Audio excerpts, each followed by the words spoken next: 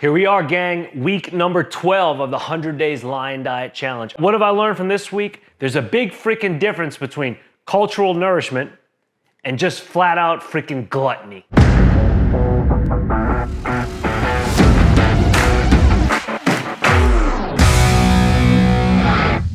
So yeah, here I am further down in South Texas in Laredo. What are my ties to Laredo? Well, my mother, when her family moved here when she was a child to the United States, they settled here in South Texas in Laredo. So yes, my brother and I are first generation born American citizens.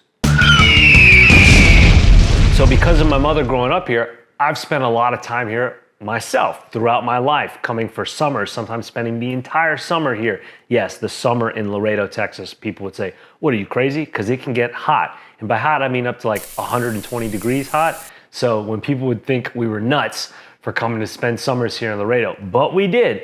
So I grew up knowing this place, loving this place, hating this place. But now here I am loving it. So glad to be here.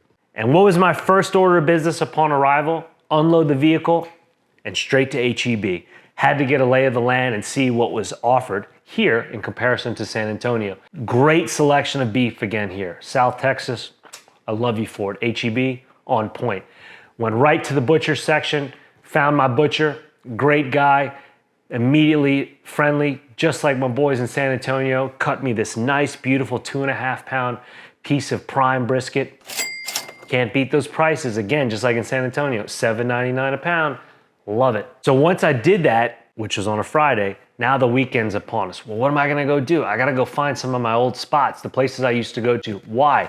Because in South Texas, this close to the border, it's literally like just a couple of miles away, a stone's throw, literally. First thing I did Saturday morning was went for a walk along the river. Literally, sunrise, the Rio Grande, Mexico, right across the way from me, just to be there, just to be back down there, to reconnect with my roots and places that I came to as a kid. So I'm walking around, thinking like, God, what I really, really want to eat today is I want to get some mollejas or thymus, pancreas glands. They're usually just sauteed, seared, cooked in their own fat, not breaded, just cut, sliced, and flash fried. Some ternera or veal. Barbacoa. So barbacoa is cachete and lengua, or cheek and tongue. That's the mixture. And all it is slow cooked, no oil, no additives, no preservatives, nothing.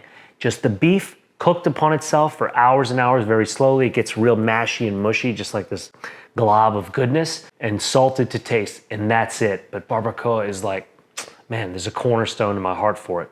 So I was craving mollejas, ternera, barbacoa, carne asada, arrachera. I mean, all these different types of Mexican style, essentially preparations of meat. Carne asada is nothing more than, beef kind of cooked on a flame. It's usually chuck steak to do that. Fajita beef is usually from the flank or the skirt. Arrachera, same thing. It's usually from the flank or the skirt. So they're really just depending on how they're prepared, but those are all the Spanish names for them, or Mexican names for them, as I should say. So I was on a hunt to go find my goodies, and boy, did I get them. I got a 1/2 pound of mollejas, a 1/2 pound of ternera or the veal, 1/2 pound of barbacoa, 1/2 pound of ribeye sliced and cut, 1/2 pound of sliced and cut brisket. So that's already a couple of pounds there. Well, I ended up going back for more later that night. I ended up getting another pound of barbacoa, another 1/2 pound of mollejas. I couldn't get enough. I hadn't eaten that much sweetbreads, mollejas, and God knows how long. So that's how this week started. And then I did the same thing on Sunday, because on Sundays here at one of the local HEBs, they have fresh house-made barbacoa. Delicious!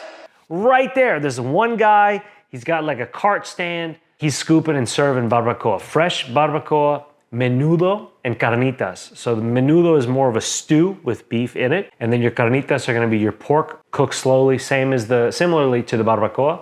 Just pork on itself, cooked in its own fat with salt. But because of our, right now, adhering to the lion diet, ruminant animals only, our polygastrics, right, multi-stomach, cow, bison, sheep, and goat. So we're not having the carnitas right now because they are pork. Normally, I'd be very much indulging in those, as well as the chicharrones, or the fried pork skins. Ugh, delicious. All of this stuff, meat cooked in its own juices and fat. So the flavor is just profound. So I did not have any of the pork, but I did have some of that delicious barbacoa, and it was out of sight. HEB, the Sunday special barbacoa that I had on Mother's Day, unbelievable. And then I went back and I got more mollejas, more ternera from my other place that I love, El Venado restaurant, right off of Interstate 35, literally off the highway. Amazing restaurant, El Venado. I love you too. But I started to overeat.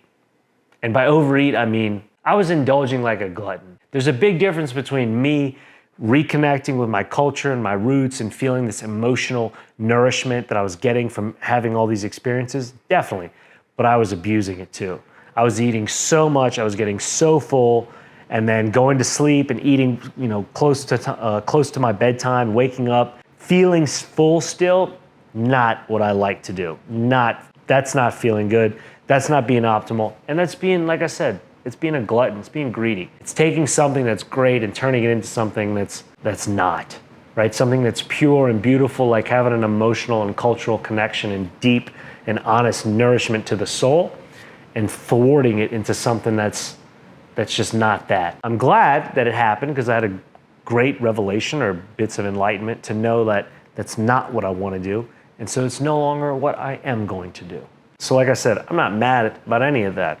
Nonetheless, I'm on a mission, and it's time to get back on that mission. So week 12 of the 100-day Lion Diet Challenge in the books. And yes, I pigged the fuck out. I pigged out so much, I got up to my heaviest weight in months. I believe my heaviest weight this year, 175 pounds.